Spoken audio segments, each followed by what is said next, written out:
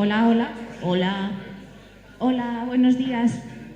Pues si os parece, nos vamos sentando y vamos empezando con la segunda sesión que tenemos hoy. Bueno, pues muy buenos días a todas y a todos quienes estáis aquí en formato presencial y a la gente de online también.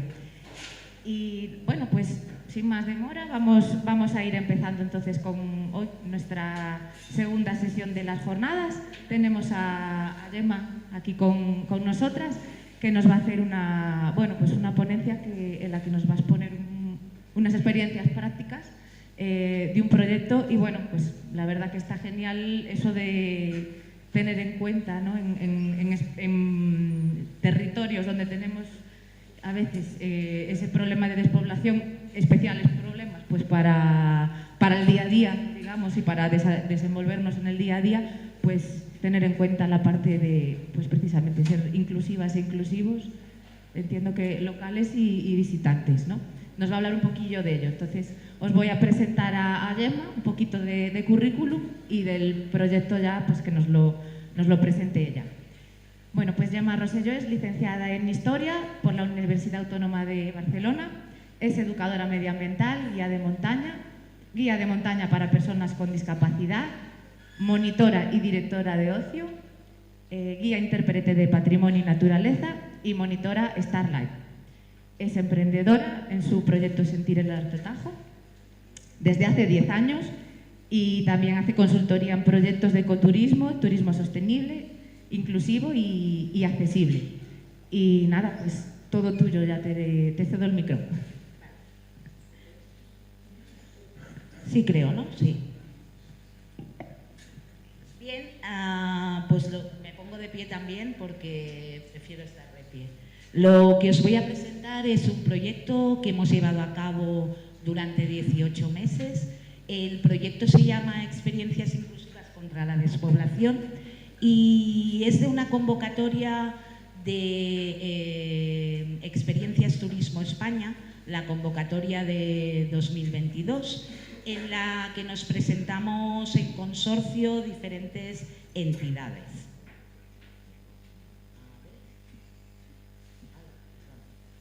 Ya está, no. Nos constituimos en consorcio, el consorcio se llamaba RUR All, juega un poco con las palabras, o sea, contamos con el mundo rural y este All del inglés para todos. Estos proyectos tenían como unas normas muy básicas. Tenían que actuar como mínimo 3 comunidades autónomas diferentes y tenía que ser en territorios que sufrieran despoblación o que estuvieran en riesgo de despoblación. Entonces, las experiencias salientes éramos Sentir el Alto Tajo y Apadrina un Olivo, que creo que a algunos de vosotros os sonará. Esas experiencias que ya funcionan en 2 territorios despoblados como es Teruel y la comarca de Molina Aragón Alto Tajo en Guadalajara, se replicaban en otras comunidades autónomas que también sufrían riesgo de despoblación. Que voy al revés, no, ya está, ya se lo he pillado. ¿Por qué la importancia de este proyecto? Pues por lo que pone un poco aquí, en España se prevé la desaparición de 1.800 municipios en los siguientes años. Hay muchas comunidades, pero especialmente las que están más cerca de Madrid, como es nuestro caso, aunque estemos a 3 horas, pero bueno. Bien, ¿qué proponíamos en este proyecto? Cada uno de los participantes acometía en diferentes niveles y lo que pretendíamos era que todas esas experiencias de turismo que se hacían, poder aplicar buenas prácticas de sostenibilidad y también que fueran inclusivas, o sea, para la mayor parte de personas posibles, independientemente de sus capacidades. Bien, hablamos ayer, no voy a incidir más en el tema, que Emilio ya se extendió mucho con el tema del turismo regenerativo, y es un poco en esa base, que es pues intentar dejar los territorios mejor de los que están, o sea, dando herramientas para que se creen sinergias entre las personas emprendedoras, también un turismo de poco impacto, sobre todo, bueno, nosotros mismos estamos en espacios naturales, entonces, bueno, es una cosa que también contemplamos. Bien, ¿quién formaba parte de este consorcio? Pues éramos estas entidades, Ideas for Change de Barcelona, que se dedican a hacer desarrollo de proyectos innovadores, AETNIC es una asociación de turismo responsable y sostenible también de Barcelona, Apadrina un Olivo, Sentir el Alto Tajo y Membranding. Membranding son diseñadores y creadores de marca y bueno, actúan en diferentes continentes, incluso actúan en Sudamérica, en Norteamérica y en Europa. Cada uno jugamos nuestro papel especial. Ideas for Change, por ejemplo, se dedicó a sondear un poco ese paisanaje, que es una palabra que a mí me gusta mucho, la gente que habita los paisajes, ¿vale? Y bueno, a ver cuáles eran, lo que hablábamos un poco ayer, sus inquietudes, qué consideraban importante, qué es lo que creían que no estaba suficientemente valorizado, etc. AETNIC se dedicó un poco a tejer todo lo que eran las herramientas de medición de este proyecto, porque este proyecto lo bueno que tiene es que se recogieron muchos datos para que pudiera ser replicado en otras comunidades y que tuviéramos las bases de cómo se ha hecho desde el principio. Apadrina un Olivo era la otra experiencia que se replicaba. Ellos replicaban en Jaén, en un cortijo que se llama Cortijo de Almueces, creo, en Chiclana de la Frontera, puede ser, Chiclana a secas, Chiclana de Segura, sí, perdón. En Chiclana de Segura es que, claro, cada uno hemos actuado en nuestra parte y ellos replicaron ahí en Chiclana de Segura en un olivar. Nosotros lo que hicimos fue replicar nuestra experiencia en dos territorios, en Oliete y Comarca, que es donde actúa Apadrina un Olivo, en Teruel, y en Sepúlveda, en Castilla y León, ¿vale? Y Membranding lo que se dedicó un poco es a estos territorios despoblados crearles una imagen para que pusieran representar una marca que, bueno, muchos, pues, aparte de estar despoblados, tampoco contamos con muchos recursos económicos, entonces siempre tienes que pagar a alguien y como el proyecto era con fondos europeos, pues pudimos que estos territorios se fueran del proyecto con una marca para que puedan ser vistos en el resto del mundo. Bien, seguimos. ¿Qué queríamos hacer con este proyecto? Pues todo lo que pone aquí. Promover el trabajo en red, la cooperación, la innovación, la inclusividad. Y todo desde una manera inclusiva y respetuosa con los territorios donde se hace. El proyecto constó de 4 como fases. La primera fue un poco de la identificación y mejora de las experiencias en los territorios que ya operábamos, ¿vale? La segunda, pues ya se replicaron esos proyectos.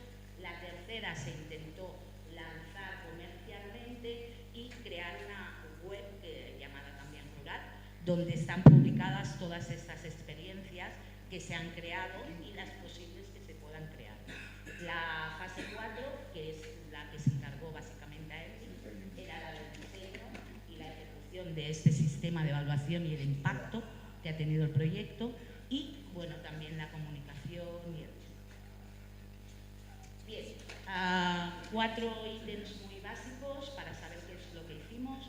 Lo que hicimos fue fortalecer los ecosistemas de turismo regenerativo, fomentar la co-creación en todos estos territorios rurales, generar nuevos productos y servicios basados en esta base de la regeneración y establecer una metodología para que esto se pueda replicar en otros territorios. Bueno, distintos lo mismo, difundimos todas estas iniciativas, pusimos la perspectiva de género en todo este turismo, también la perspectiva de la accesibilidad, que la gente tenga en cuenta que hace falta que sea accesible, promovimos la sostenibilidad integral, el seguimiento, la medición y construimos una marca de todos los territorios para que se puedan dar a conocer. Bien. Os pondré un vídeo muy cortito que explica un poco lo que es el proyecto. Que no se cierren las puertas, que no se cierren nuestras escuelas, nuestras pequeñitas tiendas, los servicios, que tengan los pueblos vida todavía. Yo creo que es eso, sobre todo que no se cierren las puertas. El tema de la despoblación es un tema preocupante en Oriente y en la zona. Y yo a lo largo de los años de mi vida pues he visto cómo los pueblos han ido cayendo poquito a poco, han ido cayendo poco a poco. Oriente tenía un cine, Oriente tenía 2 carnicerías, había hasta 4 tiendas, la gente mayor pues se va muriendo y los jóvenes no apuestan por quedarse aquí, hasta la fecha. Parece ser que hay un cambio. Vamos a analizar la capacidad productiva del destino. España tiene 3 de los territorios más despoblados del sur de Europa. Estas zonas son rurales. Salir a la calle un 5 de febrero a las 5 de la tarde y ver que no hay nadie, el silencio te tiene que gustar. En los últimos 50 años perdieron más de un 22% de la población. He puesto con quién viajar el puesto, solo con pareja o con familia. ¿Qué medio de transporte utiliza? Suele usar el coche, pero son bastante responsables con su huella de carbono y en el caso de existir el transporte público creemos que lo usaría. Pues aquí en invierno y otoño vienen con gente, entonces si hubiese gente que viniese el fin de semana. ¿Dónde se aloja? En las casas rurales. ¿Y qué redes sociales utiliza? De la España despoblada con áreas llenas de cultura, de tradiciones y sobre todo de paisajes y de recursos naturales.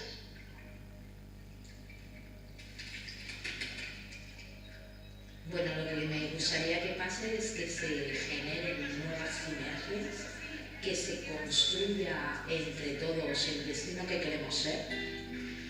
Digamos, el turismo rural sostenible que genera Padrino es a partir del olivar. Rural es un proyecto enfocado en cómo el turismo regenerativo puede contribuir a paliar la despoblación desde una perspectiva inclusiva. Se están llevando a cabo acciones para el desarrollo de 5 territorios que son de despoblación. Entonces, estas acciones sirven como modelo a replicar a través de 2 actividades que se desarrollan en estos territorios y los otros 3 replicarán estas actividades adaptadas a su entorno y idiosincrasia local. El objetivo no es otro que crear nuevas iniciativas que hagan el territorio atractivo y una red de experiencias regenerativas que impulsen a nivel comunicativo estos territorios e iniciativas.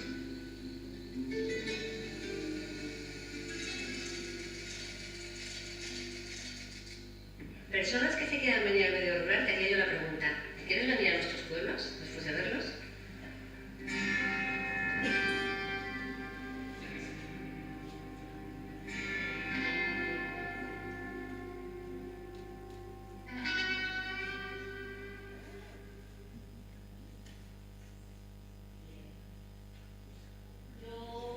Creo que en el vídeo queda un poco explicado todo lo que hemos hecho. Os he resumido un poco las acciones del resto de miembros del consorcio, pero lo que me voy a centrar en el resto de exposición es en explicar lo que hicimos en Tire el Alto Tajo. Aparte, trabajamos en diferentes tempos y, claro, como no estábamos siempre en los mismos territorios, hubo cosas que hicimos juntos y muchísimas que hicimos cada organización por nuestra cuenta. Por tanto, me voy a centrar en explicar lo que hicimos en Tire el Alto Tajo. Empezamos, y siguiendo con lo que dejamos ayer en la mesa, en preparar a nuestro territorio, que si bien a los territorios también se les tiene que escuchar, la gente tiene que decir, a veces es muy difícil que te escuchen, y reunir a toda esa gente y explicarles que va a venir gente de fuera, que no conocen de nada, que les van a dar herramientas, y bueno, siempre tienes al que se te cruza un poquito, y a mí que me va a venir a explicar y tal. Bueno, no, vamos a escuchar, o sea que fue un trabajo arduo. ¿Cómo lo hicimos? Pues nos reunimos con ese paisanaje clave. ¿Qué entendíamos por ese paisanaje clave? Ese paisanaje activo, que se preocupaba por su entorno, que está metido en muchas cosas y que, bueno, al fin y al cabo en esos territorios rurales, si me dais la razón, si hay 5 asociaciones, coincidimos todos en las 5 asociaciones. Y bueno, es con esa gente con la que tienes que contar. También nos reunimos con las instituciones con más o menos éxito. Dejamos ahí. Buscamos emplazamientos para talleres, para encuentros, comunicamos el proyecto y empezamos ya en febrero de 2023 a hacer talleres en las zonas de destino, en nuestro caso en la comarca de Molina de Aragón. Vale, ¿qué hicimos en estos talleres? Ahí veis a Sandra, que bueno, os da muchos recuerdos a todos, no ha podido venir porque tiene una lesión, pero bueno, la ha incorporado muchísimo para que la veáis. Por ejemplo, en estos talleres, estos dibujitos que sostiene Sandra, no sé si lo veis ahí en el papelillo, pues cada uno representaba cómo concebía su territorio y cuáles eran para ellos los valores de ese territorio. Pues en nuestro caso salieron las ofes del Tajo, salieron las cuernas de gamos, de corzos, de ciervos, salieron las setas, salieron muchas cosas, esa tierra roja, el geoparque, salió muchísimas cosas que queríamos que se incorporaran en esa imagen, pero se trabajó con la población. Bien, el resultado, por ejemplo, fue nuestra marca. La comarca no tenía ningún logotipo ni ninguna marca que la representara y la gente de Membranding nos creó esta marca. Esta marca, bueno, los que conocéis el territorio sabéis que el Alto Tajo es sube-baja. Fijaros en las letras, que no están alineadas en el mismo sitio, sino que forman un poco esas hoces y esos cañones por donde pasa el agua. Los diferentes estratos, el agua, los bosques, las diferentes piedras que confirman ese... Tenemos un cielo espectacular. Bien, ¿qué más hicimos? Pues sentir el Alto Tajo, seguidamente de empezar a preparar el territorio, ver con quiénes podíamos colaborar, nos fuimos ya para los territorios donde íbamos a replicar. Y lo que hicimos fue una prospección, o sea, a ver qué es lo que hay. Lo mismo que hicimos en nuestro sitio, que ya muchas de las cosas las sabíamos, quién era ese paisaje, en los territorios que replicábamos teníamos que ir a verlo, no lo sabíamos. Aquí, por ejemplo, esto es todas las hoces del Duratón y Sepúlveda, supongo que lo conocéis.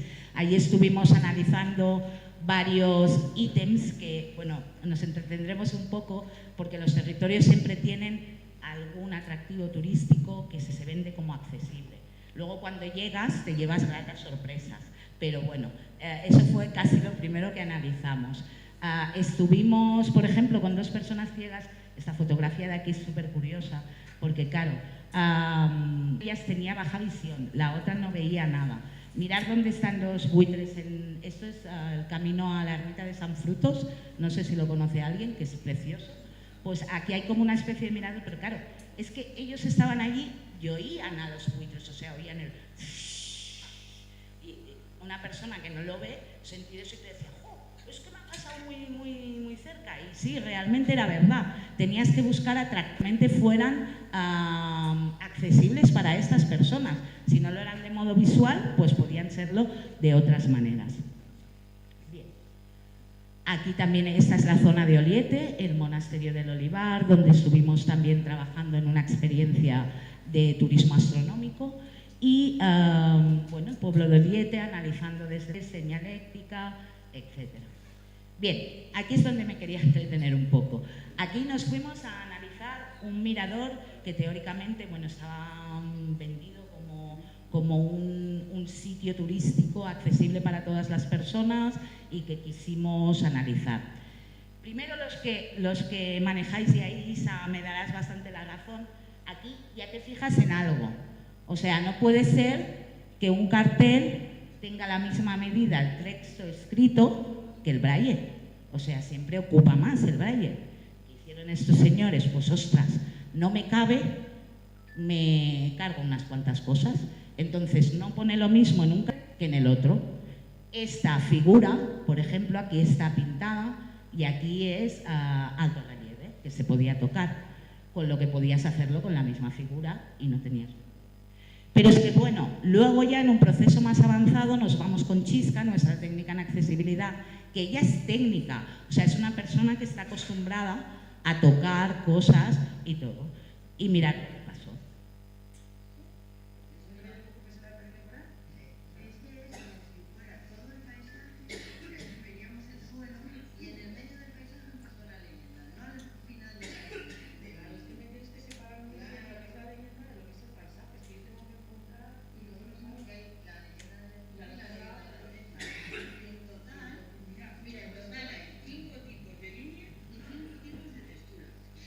Elementos para enterarte tú de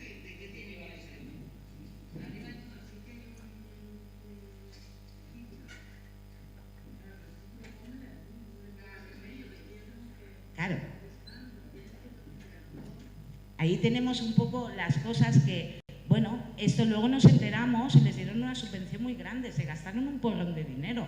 Pues oye, ostras, llevar a personas que lo validen y fijaros si está hecho bien. Estamos vendiendo cosas como accesibles que no lo son. Para las personas con discapacidad llegar allí y encontrarse con eso es un chasco. Vamos a hacer el trabajo bien. Bien, seguimos. ¿Qué más hicimos? Trabajar en nuestras propias experiencias para mejorarlas. Claro, eso fue un proyecto con fondos europeos que nos permitió contratar a más gente, dedicar más tiempo en evolucionar toda esta mejora de las actividades. Pues, por ejemplo, allí estuvimos probando toda una serie de materiales táctiles para que las personas ciegas pudieran tocar las estrellas, en este caso. Estuvimos también con otras personas con discapacidad intelectual viendo el tema de huellas y rastros, a ver cómo lo podíamos reducir bien, porque, bueno, a veces te encuentras que si trabajas con personas también con movilidad reducida no puedes acceder siempre a todos los entornos. Entonces, si tú tienes todas unas huellas táctiles para que puedan tocar, pero es que no solo te sirven para las personas con discapacidad visual, te sirve para todo el mundo. Luego, este, por ejemplo, que estamos súper orgullosas, esta es una colaboración con un amigo nuestro que es arqueólogo de Arquesia, Gonzalo, y lo que hicimos fue reproducir una maqueta de un chozón sabinero. Chozón sabinero es son una especie de construcciones que se utilizaban desde la edad medieval, que se sepa, que pueden ser anteriores, que se utilizaban para guardar los rebaños. Son súper características porque hay muchas de ellas que tienen el árbol vivo aún dentro como pilar central. Y se teje todo un entramado de sabinas, de palos de sabinas en forma radial, ¿vale?, que van aguantando toda esa estructura del techo. Ahí no se ve, pero quizá debería haber puesto otra foto, pero bueno, tiene una tapa que se abre y entonces se ve toda esta estructura radial y cómo está construido este chozón sabinero. La importancia de eso no es solo para las personas con discapacidad visual. Los chozones sabineros están ubicados en entornos naturales. Si tú no tienes ningún tipo de discapacidad de movilidad reducida, puedes acceder perfectamente. Pero las personas con silla de ruedas o que necesitan productos de apoyo no pueden acceder in situ al lugar donde están los chozones. Entonces, esta maqueta nos es muy válida para trabajar con diferentes tipos de discapacidad. Bien, luego, ¿qué hicimos también en esos territorios? Dimos 2 cursos de formación. Uno primero para explicarle a las personas cómo atender a las personas con discapacidad, sobre todo en el mundo del turismo. ¿Qué nos pasa? Eso fue una cosa que nos dimos cuenta nosotros y hace muchos años, que normalmente las personas que trabajamos en el sector del turismo a veces no tratamos adecuadamente a las personas con discapacidad, no porque no queramos, sino porque no sabemos cómo hacerlo. Entonces, pues para nosotros es muy importante que se sepa que una mesa, si tú tienes un bar, tiene que cumplir las medidas para que pueda entrar una silla de ruedas y sentarse al lado de sus familiares. Siempre pensamos en la rampa, pero hay cosas que no caen. O sea, si una persona viene en silla de ruedas, no dirás, tú mira, tú comes aquí, nosotros allí, porque tú no cabes aquí en esta mesa. No, oye, él ha venido acompañado y tiene derecho a sentarse con sus amigos como nos sentamos todos. Entonces, cositas así que la gente no cae. Eso es lo que hacemos en ese primer curso. En el segundo curso, esto es el primero, también mostrando diferentes herramientas. Veis allí, por ejemplo, cómo servir una mesa a las gentes. Claro, adaptábamos esos cursos un poco a los participantes que venían. Hubo en un par de sitios que venía gente que tenía restaurantes, pues creímos muy importante enseñarles cómo poner la mesa, cómo explicar, por ejemplo, a una persona ciega, si le vas a servir una sopa, no se la pongas porque él no te ve. Entonces te puede hacer así y os vais la sopa, tú, él, quedáis, avísale, oye, te pongo la sopa. Cositas así, ¿sabes? Pero que son muy útiles. Bien, en el segundo curso, ahí ya incidimos más con lo que son técnicas interpretativas. De hecho, allí lo que estamos viendo es estaban diseñando un proceso de evaluación, ¿vale? Un proceso de evaluación en el que evaluarían personas con discapacidad intelectual y personas con discapacidad auditiva y visual. Entonces, aquí, bueno, hubo unos que se inventaron como una especie de serpiente con unos nudos más gordos donde cuando más te gustaba, otros con estrellitas, etc. También dimos pautas de técnicas de guiado a personas con discapacidad visual y auditiva. Este es Toño, algunos de los que estuvisteis en Bilbao creo que lo conocisteis, que se vino a cenar con nosotros, pues bueno, Toño se viene a todas estas cosas con nosotros siempre. Y luego estuvimos trabajando con los intérpretes de lengua de signos española, con los que trabajamos habitualmente. En este caso fue online, porque no se podían desplazar, y estuvimos haciendo pues prácticas.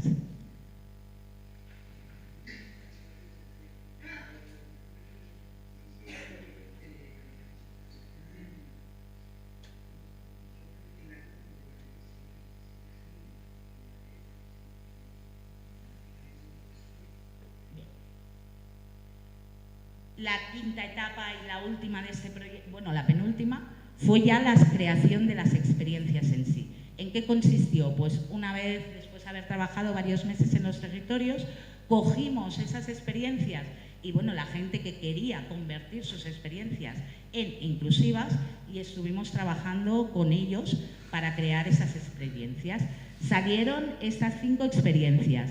La experiencia de apadrinar un olivo la convertimos o les dimos los ítems para que la hicieran inclusiva. También una visita realizada a Sepúlveda con una empresa local que es Sepúlveda Viva, con Ana, que es una crack, ya lo veréis ahora también.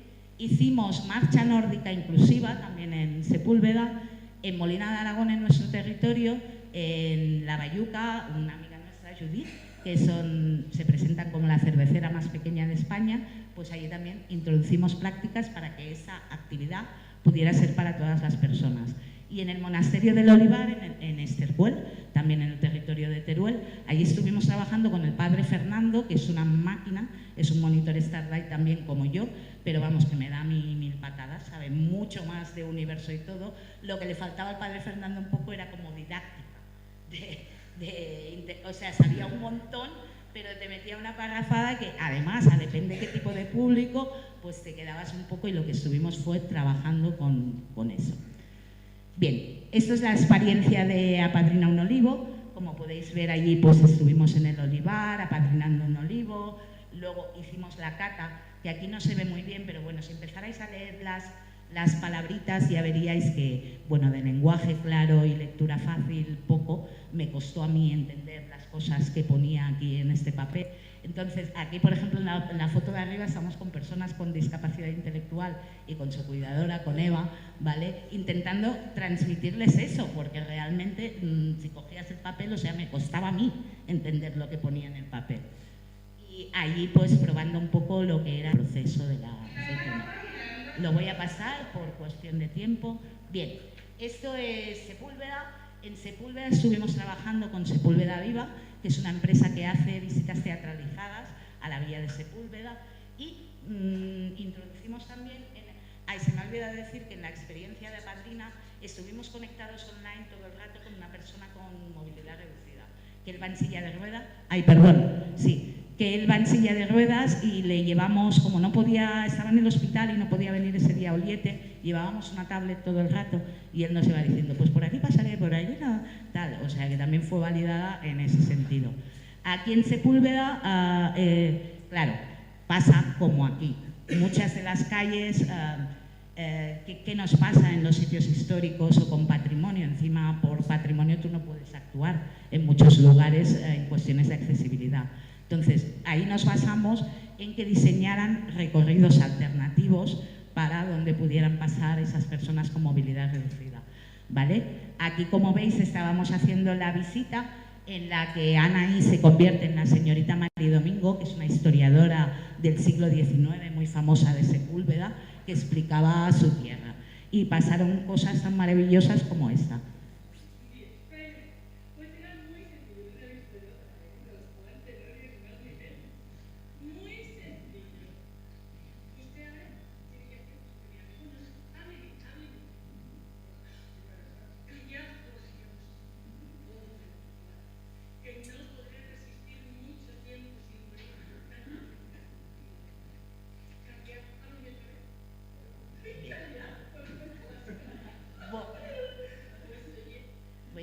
ya, porque si no, no me da tiempo y quiero que salga todo el mundo. Bien, la otra experiencia fue la marcha nórdica inclusiva. Aquí fue súper divertido, con Sandra y con Mamen, con las chicas con discapacidad intelectual. Nos estuvimos riendo un montón porque no habían hecho nunca marcha nórdica, les encantó. De hecho, me han dicho sus cuidadores que en Azuqueca se han apuntado a un club de marcha nórdica, ¿vale?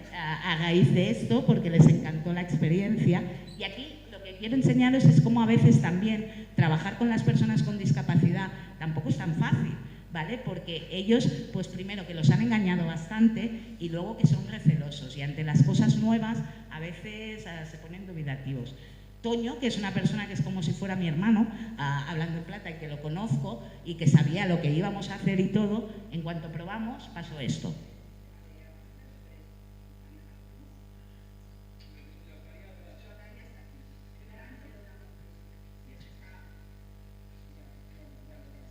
Ya, bueno, vale.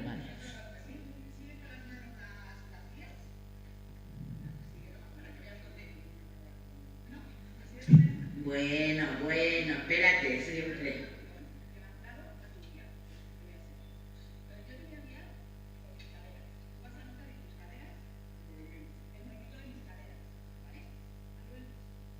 ¿Aló, Elvis?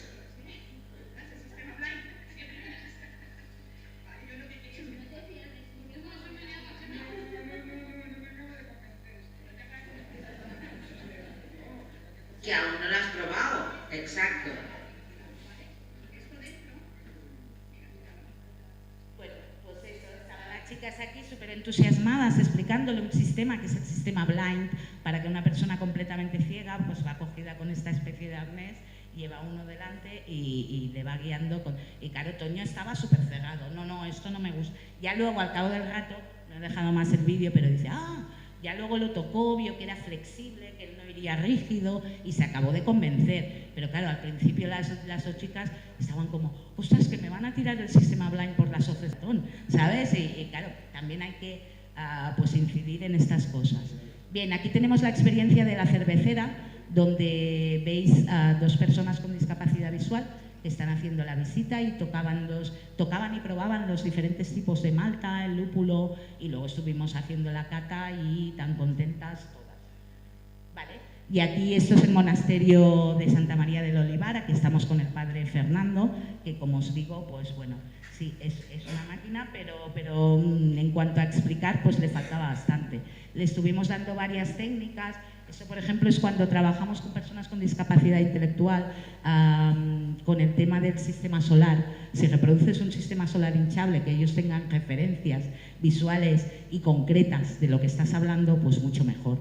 Porque el universo, como sabéis, es una cosa tan grande que nos cuesta entender a todos, pues si podemos utilizar herramientas más comprensibles, mejor.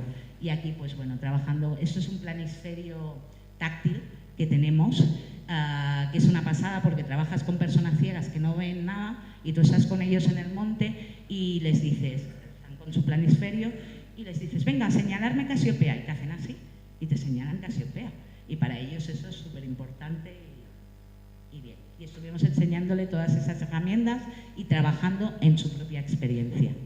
Bien, y ya para finalizar, lo que hicimos fue crear. Estamos en ello aún, seguimos creando esa oferta inclusiva en los territorios, estamos evaluando alojamientos, estamos creando sinergias con emprendedores de esos territorios, estamos buscando también recursos inclusivos y sobre todo evaluando la cadena de la accesibilidad, porque los que acostumbráis a trabajar con experiencias inclusivas o con actividades, sabéis que tan importante es que la actividad sea inclusiva como que haya transporte para llegar a esa actividad. Si no, la mayoría de personas con discapacidad no pueden llegar por sus propios medios a esos territorios.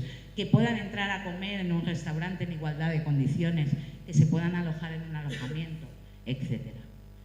Y nada, pues ahí seguimos trazando caminos y guiando sentidos. Muchas gracias por haberme escuchado y si queréis hacer alguna pregunta, pues aquí está.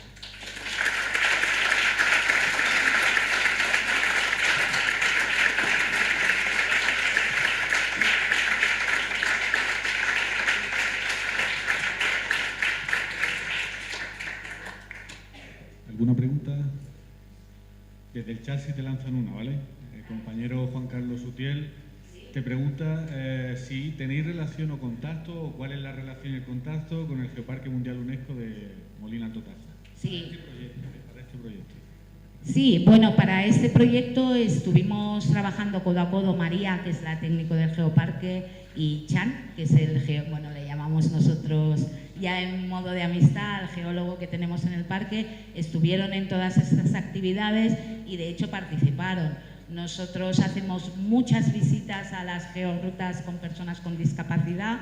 Vamos al Museo de Molina, a la Asociación de Amigos del Museo, y ya también. Y para todos, o sea, es para personas que puedan tener algún. Y para todos, o sea, es para personas que puedan tener alguna discapacidad o alguna diversidad, pero es que nos permite a estar a todo el mundo, a toda la gente, con todas nuestras diferencias y con todas nuestras particularidades, disfrutando juntas de esas actividades, no unas personas con un perfil determinado por un lado y otras personas con otro. Entonces a mí eso me ha parecido de lo más clave, quizá.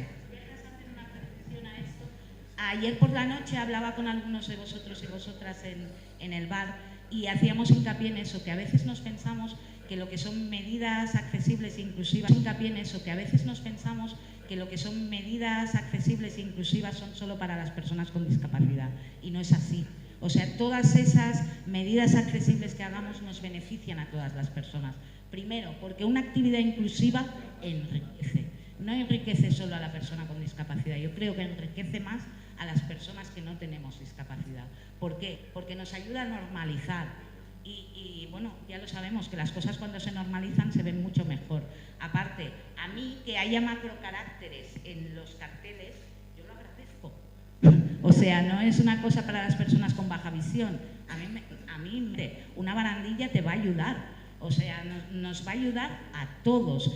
Que el volumen, el tema de auditiva, cada vez hay personas que perdemos más audición con cuestión de la edad. En 2050 vamos a ser todos muy mayores. O sea, y todo eso no solo va a beneficiar a las personas con discapacidad, sino a un amplio aspecto de la población. Y con esto termino. Vale, perdón. Entonces, es que justo el otro día se nos planteaba que nos había pedido de la Asociación de Personas Sordas una actividad. Entonces eran pocos y ahí planteamos,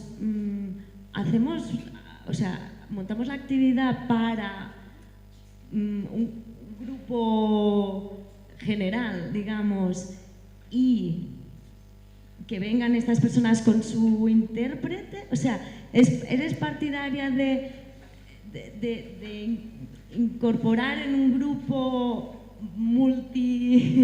o hacer un grupo específico para esa discapacidad? Justo se nos planteaba este dilema. A lo mejor depende de la discapacidad, es distinto.